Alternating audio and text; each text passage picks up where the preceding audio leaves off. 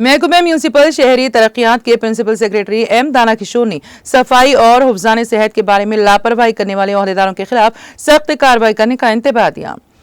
दाना किशोर ने जलपल्ली म्यूनिसिपलिटी के हुदूद में HMDA के फंड 1 करोड़ 25 लाख रुपए की लागत से बाला गार्डन फंक्शन हॉल से गोरमचेरू 800 मीटर की CC सड़क के तामीराती कामों का फील्ड सतह पर मुआयना किया।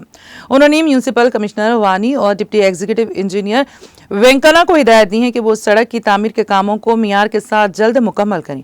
बारिज़ां प्रिंसिपल सेक्रेटरी दाना किशोर ने चंद्रायन गुट्टा जोनल हुदूद में वाक़ गौरमचेरू सड़क का भी मुआयना किया।